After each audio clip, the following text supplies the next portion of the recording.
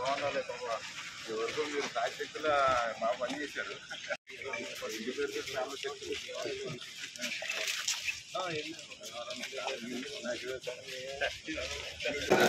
మంచి మెజారిటీ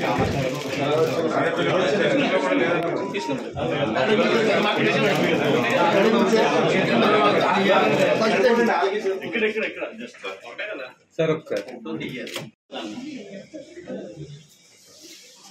నాకు ఒక సైడ్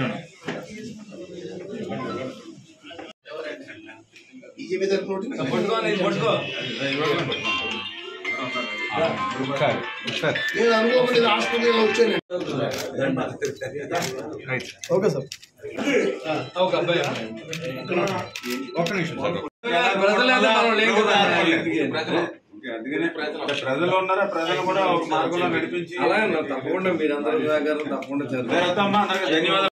తాడేపల్లిగూడెం నియోజకవర్గ చరిత్రలో ఎప్పుడు చూడనటువంటి మంచి మెజారిటీ అందించి గెలిపించినందుకు తాడేపల్లిగూడెం ప్రజలందరికీ కూడా ధన్యవాదాలు తెలియజేసుకుంటూ శ్రీనివాస్ గారికి మనస్ఫూర్తిగా ఆయనకి అభినందనలు ఈ సందర్భంగా తెలియజేసుకుంటూ ఉన్నా.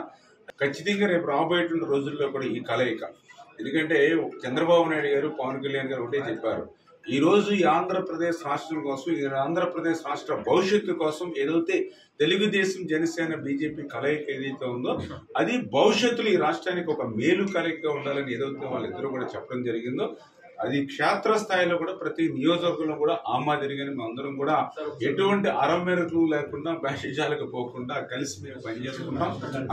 అదేవిధంగా ఏదైతే మన ఎమ్మెల్యే గారు కూడా నాకు కూడా మొదటి నుంచి మున్సిపల్ చైర్మన్ గా కానీ అతని నుంచి కూడా మంచి పరిచయం, ఒక మంచి వ్యక్తి. అటువంటి ఆయన ఎమ్మెల్యే గెలవడం కూడా చాలా సంతోషం. అందరూ కూడా పర్టికులర్గా ఈరోజు బొలిశెట్టి శ్రీనివాస్ గారు అనే కాదు, ఈవేళ అందరి విజయాల్లోనూ కూడా ఈరోజు 175కి 164 సీట్లు ఈరోజు ఆంధ్రప్రదేశ్ రాష్ట్ర చరిత్రలో మనం గెలగలిగామంటే, ఆ ఫిగర్ని చేరగలిగామంటే అందులో చంద్రబాబు నాయుడు గారి యొక్క కష్టం, శ్రమ, యుక్తి ఎంత ఉందో పవన్ కళ్యాణ్ గారి యొక్క పవర్ కూడా అంతే ఉన్నటువంటి విషయం మనందరికీ తెలుసు. ఆ రకంగా మరి పవన్ కళ్యాణ్ గారు కూడా అందరం కలిసి కూర్చుని, ప్రధానంగా వ్యవసాయాత్మకమైనటువంటి జిల్లా కాబట్టి పర్టికులర్ గా వరి రైతులకు కానీ అటు ఆక్వా రైతాంగానికి కానీ ఏవైతే ఇబ్బందులు ఉన్నాయో, కష్టాలు ఉన్నాయో అవన్నీ కూడా ఎప్పటికప్పుడు మేము డిస్కషన్ చేసుకుని ఈరోజు మాకు ఇచ్చినటువంటి మెజారిటీ చూస్తూ ఉంటే మాకు మరింత బాధ్యత పెరుగుతున్నట్టుగా మాకు అనిపిస్తూ ఉంది. ఎందుకంటే రేపు మళ్ళీ నెక్స్ట్ ఎలక్షన్ మేము పోటీ చేసినప్పుడు ఇప్పుడు వచ్చినటువంటి మెజారిటీ కంటే ఒక్క ఓటైనా మళ్ళీ ఎక్కువ రావాలి. ఆ రకంగా నెక్స్ట్ ఎలక్షన్ ఈ మెజారిటీ కంటే ఒక్క ఓటైనా ఎక్కువ రావాలంటే ఈ రోజు నుంచి మనం ఎంత కష్టపడి పనిచేయాలని ఆలోచన ప్రతిరోజు కూడా మేము మైండ్ లో పెట్టుకుని పని చేస్తాం. వైఎస్ఆర్సీపీ పార్టీ నాయకుల్లాగా మరి పర్టికులర్ గా మనందరం కూడా చూసాం ఏ రకంగా అవినీతికి ఏ రకంగా పాల్పడ్డారో, లూటీ ఏ రకంగా ప్రజా సంపదని దోపిడీ చేశారో మనందరం కూడా చూసాం.